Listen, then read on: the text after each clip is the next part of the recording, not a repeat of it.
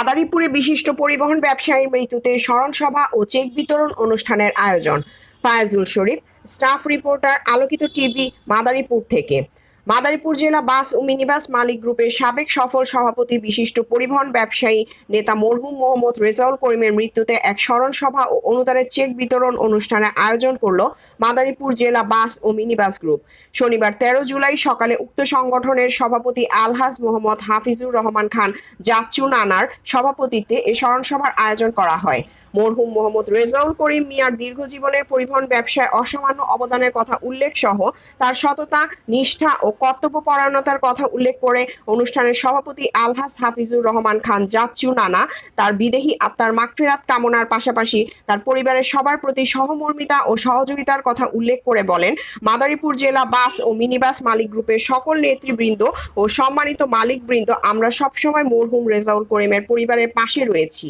এ সময় অন্যান্য নেতৃবৃন্দের মধ্যে মরহুমের বিদেহী আত্মার মাগফিরাত কামনার পাশাপাশি বক্তব্য রাখেন উক্ত সংগঠনের সাধারণ সম্পাদক আব্দুস সালাম তালুকদার, বাস মালিক নেতা কামরুল হাসান তুসু খন্দকার, বীর মুক্তিযোদ্ধা মজিবুর রহমান হাওলাদার, সাবেক সভাপতি ও সাবেক কমিশনার মাহবুব হাওলাদার, 6 নং ওয়ার্ড পৌর কাউন্সিলর মফিজ হাওলাদার, জেলা সড়ক পরিবহন শ্রমিক ইউনিয়নের সেক্রেটারি মিজান হাওলাদার, বাস মালিক নেতা চুন্নু তালুকদার, আহমেদ সিপাই সহ প্রমুখ।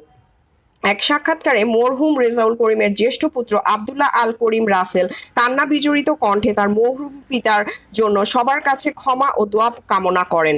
এ সময় মরহুমের পরিবারকে উক্ত সংগঠন থেকে 2 লক্ষ টাকার অনুদানের চেক বিতরণ করা হয়। অনুষ্ঠানের আয়োজন ও অনুদানের চেক পেয়ে মরহুমের পরিবারের পক্ষ থেকে বাস ও মিনিবাস মালিক গ্রুপের নেতৃবৃন্দ সহ সবার প্রতি কৃতজ্ঞতা ও ধন্যবাদ জ্ঞাপন করা হয়। উক্ত অনুষ্ঠানে বাস মালিক সমিতি, শ্রমিক ইউনিয়নের সর্বস্তরের নেতৃবৃন্দ ছাড়াও সাংবাদিক, সামাজিক সংগঠন ও সুশীল সমাজের শতাধিক প্রতিনিধি উপস্থিত ছিলেন। প্রিয়াঙ্কা মল্লিক, আলোকিত টিভি, ঢাকা।